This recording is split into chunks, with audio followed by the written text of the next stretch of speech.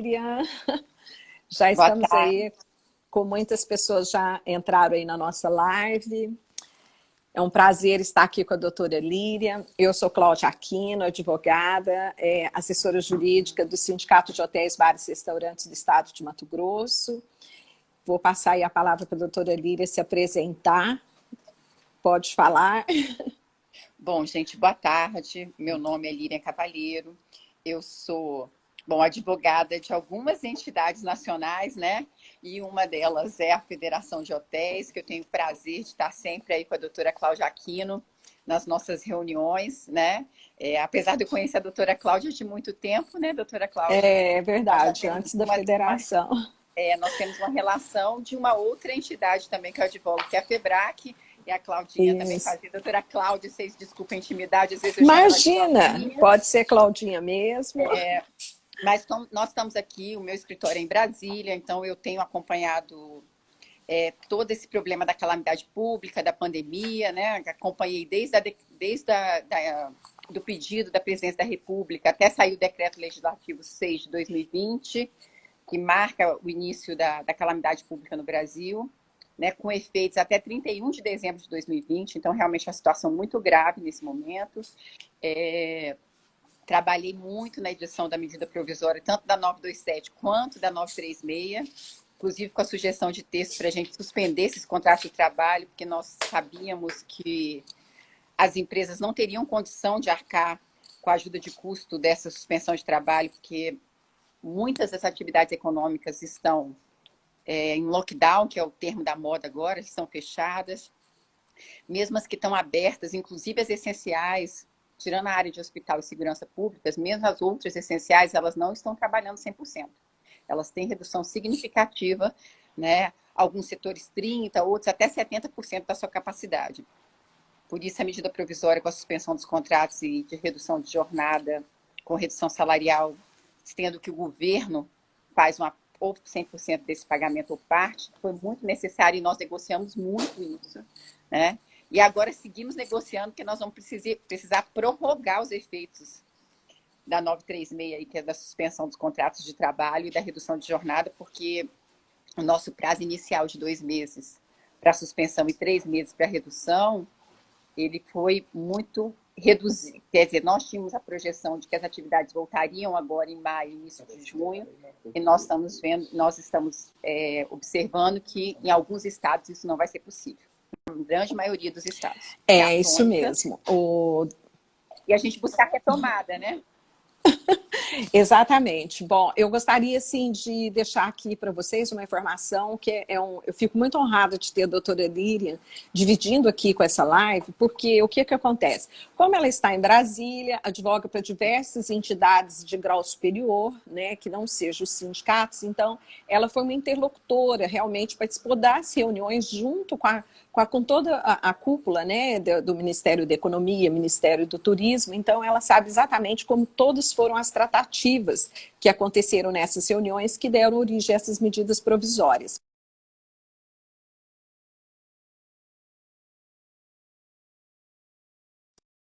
A doutora Líria foi para que no caso das suspensões, das reduções, fosse utilizado o seguro-desemprego como parâmetro para o pagamento do benefício emergencial. E então nós já vamos começar aí, doutora. Eu já quero deixar a pergunta que muitos estão fazendo aqui, por exemplo, Mato Grosso, Cuiabá e Várzea Grande, também Rondonópolis, que são cidades polos aqui do nosso estado.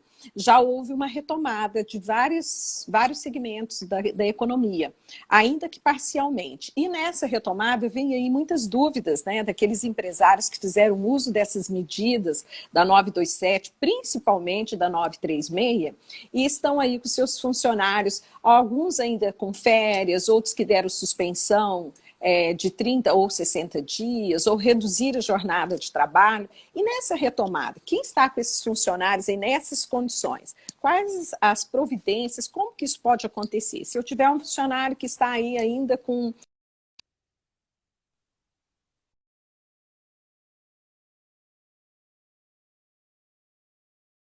eu espero completar os 30 dias. Qual que é a recomendação aí? Qual que é a sua leitura sobre esse aspecto?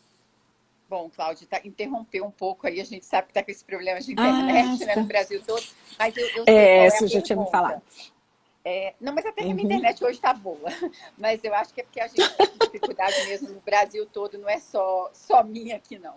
De qualquer forma, em Sim. relação às medidas que são da 936, que é a suspensão do contrato de trabalho e a redução de jornada, na própria medida já vem como que você faz para suspendê-las, quer dizer, fazer a suspensão da suspensão. Né? Isso, o que você vai precisar fazer? Você avisa o empregado com 2 dias corridos de antecedência, tá? Para que ele retorne às suas atividades. E aí você tem que fazer isso por escrito, e quem foi acordo individual, fazer via acordo individual, né? Se for convenção ou acordo coletivo, usar a própria lei, então você tem 2 dias corridos para informar esse empregado para ele voltar a trabalhar. Então você informa, depois de 2 dias ele volta a trabalhar. E como é que você faz em relação ao bem, né? Que é o grande programa emergencial de manutenção de emprego e renda, que chegou a sigla BEM. Então, como é que você faz para suspender esse benefício que o empregado está recebendo e que a empresa também, porque a empresa deixou de pagar, né? Quem está pagando é o governo. Você informa, dentro daquele prazo de 10 dias, qual foi a data que ele volta a trabalhar, não é isso? Então, se você informou ele com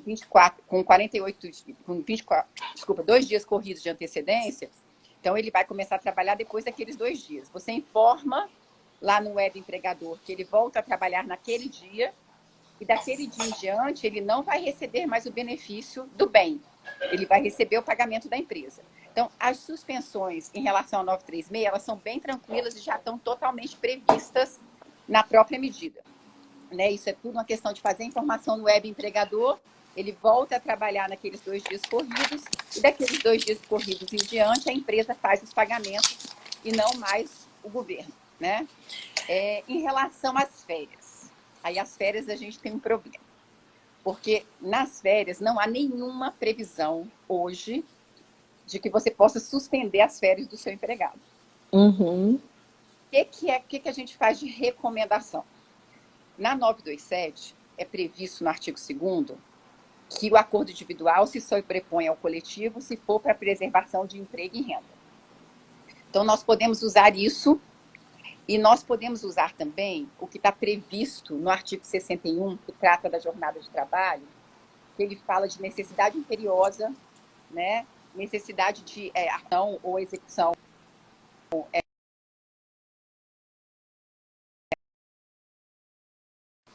A lá do internet artigo dela, acho. 501, e que é o que motiva a 927. Então, você pode fazer interrupção usando essas características, vai ter que ser por acordo individual ou através de acordo coletivo também. Né? Se nós tivermos, eu sei que fez convenções coletivas, então pode ser através de convenção coletiva também já prever o mecanismo da suspensão, usando a força maior, a necessidade premente de que volte ao trabalho, porque realmente se acabou o decreto que suspendia as atividades, foi suspenso, não é isso? Não existe mais. Então, você pode usar. Então, você usa os argumentos do artigo 61, que trata da jornada de trabalho, mas que são muito interessantes, que é a necessidade imperiosa, né? Se o retorno traga dificuldades na manutenção da empresa, né? Seria inexecução das atividades da empresa se não houver o retorno. Use o que tem no artigo 61, a necessidade imperiosa, e também a força maior, que está no nosso artigo 501, e aí você pode fazer essa suspensão, sim. Se for com o intuito da manutenção do emprego, pode ser até por acordo individual, usando o artigo 2º da medida provisória 927, que prevê isso. Para a manutenção do emprego, o acordo individual se sobrepõe às normas coletivas e pode ser através de acordo individual. Então, há uma saída. Ela não é uma saída já prevista na 927, mas a gente pode fazer por interpretação dos artigos da CLT. Tá certo. Então, fazendo aqui um resumão, você que está aí, o empregador com seus empregados, ou com contrato suspenso, ou que fez até a redução de jornada, com redução de salário, fazendo aquele comunicado com 2 dias de antecedência. Então, tem que tomar a providência de comunicar no web empregador, né? Hoje mesmo eu tive contador conversando comigo e falou, olha, mas lá no web empregador eu não estou vendo aonde que eu posso entrar para comunicar, por exemplo, que não vai ter mais a suspensão por 60 dias e somente 30. Inclusive já saiu o pagamento da primeira parcela, né, do bem, que é o benefício emergencial, né, que nós estamos falando aí da MP 936. E no caso, então, das férias, como a doutora Líria acabou de colocar, até podemos fazer essa suspensão, mas observando todos esses requisitos, e até porque, né, doutora, quem está de férias e agora nesse momento de pandemia, de isolamento social, é até mais benéfico para o empregado que essas férias fossem suspensas, porque, na verdade, não está podendo usufruir, né, passear, né, e gozar realmente dessas férias, como é o objetivo, né, das férias. Então, é importante lembrar, Cláudia, que na 927 foram criadas outras possibilidades do gozo das férias, né? Inclusive, lá tem a possibilidade de você fazer o gozo das férias que estão com período aquisitivo incompleto, né? E há a possibilidade de negociação de acordo entre empregado e empregador, que você possa usufruir férias que nem foram abertos os períodos aquisitivos. Então, você teve medidas extremas. Então, se agora você consegue afrouxar essas medidas extremas, eu só vejo como benéfico para o empregado, né? São medidas benéficas para o empregado nesse momento, se você tiver essa redução do período de férias. Mas, claro, Cláudia, é sempre partindo, doutora Cláudia, do pressuposto de que ou tem que ser um acordo entre empregado e empregador, ou tem que ser um acordo coletivo. Isso não pode ser um ato só do empregador. As dações das férias que foram antecipadas e a dação das férias com período de aquisitivo que ainda não tinham sido completos era um ato do empregador. Férias futuras, sem período aquisitivo ainda em andamento, era acordo individual entre empregador e empregado. E nesse caso de você fazer cessar as férias que estejam em andamento, precisa ser ou acordo individual ou acordo coletivo. Não pode ser um ato só do empregador. Isso mesmo. Olha, eu quero aproveitar aqui para cumprimentar a doutora Isa Moraes, ela é conselheira da seccional da OAB de Minas Gerais, minha conterrânea, né? Doutora Sandra Mara, doutor Nivaldo Cariagra, também são advogados aqui em Mato Grosso, muito bom tê-los aqui conosco também. Olha, eu gostaria assim, até de dizer o seguinte, para vocês verem, a partir da MP 927 que nós estamos falando aqui, que ela é do dia 22 de março, até a data de ontem, 7 de maio, né, que publicou a MP 963, nós temos 36 medidas provisórias, e muitas delas com alterações na legislação trabalhista, né, doutora Líria? É óbvio que tem alterações tributárias, com diferimento aí de tributos também, então, assim, nós precisamos estar muito atentos a tudo isso que vem acontecendo. E para já falar sobre essas alterações, eu também gostaria de fazer uma provocação aí em relação a essa última decisão do STF, em que suspendeu os efeitos do artigo 29 da MP 927, doutora, e que fala da questão se Covid-19 é ou não é uma doença ocupacional. Os empresários todos estão muito preocupados com essa decisão. Eu chamo a atenção aqui de todos que estão aí nos acompanhando, tanto podem ser empregadores, empregados. Nós já passamos todas as recomendações, né, principalmente nessa retomada, em relação ao uso da máscara, em relação de fazer as reuniões. Gente, não basta só fazer a entrega através de preenchimento de ficha de EPI, é preciso fazer o treinamento para o uso desse novo EPI agora, que é para todos, independente de qualquer função, né, que é o uso da máscara, disponibilizar o álcool em gel, verificar se os funcionários estão realmente lavando as mãos com água e sabão corretamente, mais vezes ao dia. Então, são todas essas providências que têm que ser tomadas. Mas será que só tomar todas essas providências, inclusive advertir o funcionário de forma expressa, por escrito, se ele não estiver fazendo o uso correto dessa máscara, né, doutora, que foi disponibilizada pelo empregador, mas e aí? Agora vamos falar. o que fazer? A Covid-19 é ou não é uma doença ocupacional, da forma como está hoje, por conta dessa liminar aí do STF, que suspendeu os efeitos do artigo 29 da 927. E o que a gente tem aí pela frente, doutora? Eu já sei, né, mas eu gostaria que a doutora contasse para